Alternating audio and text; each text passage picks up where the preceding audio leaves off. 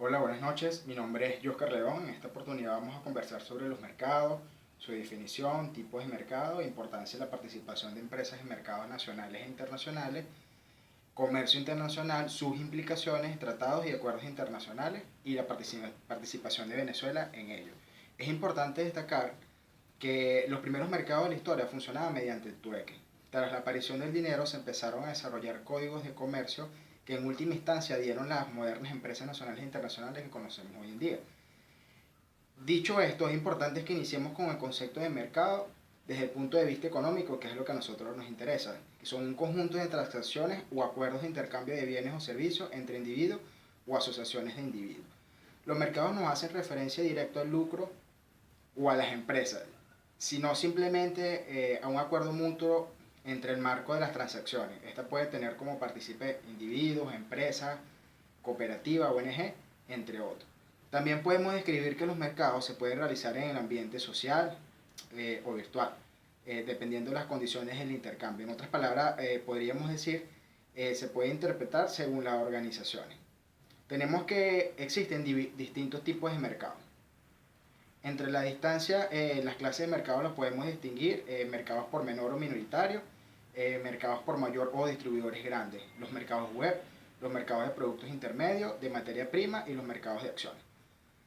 Atendiendo el número de personas de participación en el mercado o el nivel de competencia se puede clasificar en mercados de competencia perfecta y mercados de competencia imperfecta. Podríamos decir que un concepto de mercado de competencia perfecta son los mercados eficientes que se pueden decir que son perfectos, entre lo que se asume existen varios vendedores como varios compradores de un mismo bien o servicio que ninguno de ellos actúa independientemente. Se puede influir sobre la determinación del precio y a su vez es fijado por las mismas fuerzas del mercado. Por ejemplo, en un mercado de competencia imperfecta, podríamos decir que son los mercados cuyos aquellos bienes y productores son suficientemente grandes como para tener efecto notable sobre el precio.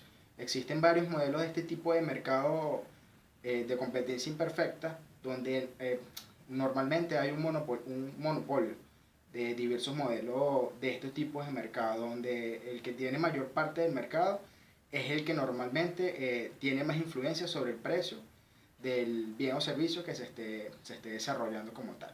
Tenemos distintas denominaciones también en otros tipos de mercados, como por ejemplo por ámbito geográfico, que puede ser mercado internacional o mercado exterior, que es aquel que se encuentra en uno o más países extranjeros. Tenemos el mercado nacional o el interior, que es aquel que abarca todo el territorio nacional para el intercambio de bienes y servicios. Tenemos el mercado regional, que está definido por una zona geográfica determinada. Tenemos el mercado de intercambio comercial al mayoreo, que es aquel que se desarrolla en áreas donde las empresas trabajan a nivel de mayoreo dentro de una ciudad. Tenemos el mercado metropolitano, que es aquel que se realiza dentro de los alrededores de una ciudad. Podemos decir que es relativamente grande. Tenemos el mercado local, que es aquel que se desarrolla en tiendas establecidas, como por ejemplo en centros comerciales, en distintas zonas metropolitanas. Tenemos por la naturaleza mercado financiero, por ejemplo, es un mecanismo que permite a los agentes económicos el intercambio de activos financieros. En general, cualquier mercado de materias primas podría ser considerado como un mercado financiero. Tenemos también, por ejemplo, de este tipo de mercado por naturaleza los mercados de bonos, que es donde en un mercado financiero donde los participantes compran y venden títulos de deuda que usualmente en forma de bono. Tenemos a su vez estos mercados se subdividen en mercados de capitales, son un tipo de mercado financiero en los que se ofrecen demanda de fondos o bienes financieros a mediano y largo plazo. Tenemos el mercado de valores, que es un tipo de mercado de capital, en el que se negocia la renta variable y la renta fija de una forma estructurada. Tenemos el mercado secundario, que es la parte del mercado financiero de capitales dedicado a la compra y venta de valores, que ya han emitido en una primera oferta pública o privada. Tenemos también, por ejemplo, por su naturaleza otro tipo de mercado, como es el mercado bilateral, donde es un mercado donde el grupo de usuarios genera o externaliza otro mercado distinto al que ya existe actualmente. Por ejemplo, un ejemplo sencillo para entender esto podríamos decir que son las tarjetas de crédito.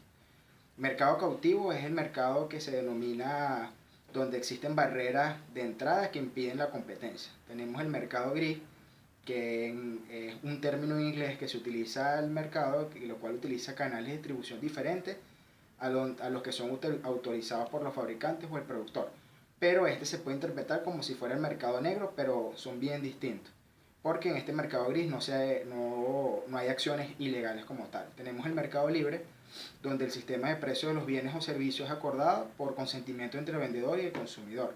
Es decir, entre la oferta y la demanda, que fue un tema que conversamos anteriormente. Y tenemos el mercado negro, que es un término utilizado normalmente para lo que son transacciones de ventas o servicios, son clandestinas o ilegales como tal. Es importante destacar también que existe el mercado laboral, pues que es un mercado donde influye lo que es la oferta y la demanda de trabajo como tal. Otro tema importante que vamos a tocar es la importancia de la participación de las empresas en mercados nacionales e internacionales. Yo considero que es de suma importancia, ya que permite el desarrollo de las distintas economías. Pues estos pueden producir distintos bienes y colocarlos en distintos mercados para ser adquiridos por aquellos países o regiones donde normalmente no se puede producir este bien o servicio que se intenta establecer entre oferta y demanda. Es importante también saber que a través de esta importancia que tiene la participación de las empresas en los mercados nacionales e internacionales, se pueden beneficiar grandes sectores tanto de las regiones de esos países como tal. Y esto es bien importante porque actúa a nivel de macroeconómico, que va de lo macroeconómico hasta lo microeconómico. Tenemos también importante tema, lo que es el comercio internacional y sus implicaciones. Antes de abordar el concepto como tal, me gustaría citar lo que es a Giddens, que es autor y director de la escuela de London School of Economy, donde él dice y comenta que la economía del trabajo, el comercio y las finanzas internacionales, su subsistencia altera la arquitectura de la misma de nuestras vidas. O sea, esto quiere decir que es importante porque el comercio internacional tiene diversas implicaciones de lo que tenemos que hacer. Es una globalización que representa una serie de cambios radicales en varias ofertas de la vida humana y su implicación es más fuerte. Actualmente pues, nos despliega un reporte de comunicaciones a lo largo del mundo. Otro punto importante son los tratados y acuerdos internacionales y la participación de Venezuela en los mismos. Tenemos que un tratado o acuerdo internacional es un acuerdo que se puede existir entre un sujeto de derecho internacional que se encuentra regido por este y puede constar de uno o varios instrumentos jurídicos y conexos, siendo indiferente su denominación.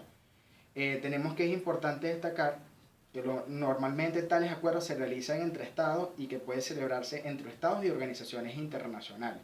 Un ejemplo donde se hicieron los primeros convenios o tratados fue el convenio de Viena, que fue sobre derechos de tratados en 1969, y tenemos el mismo tratado de Viena sobre la celebración de estados organizacionales e internacionales en 1986.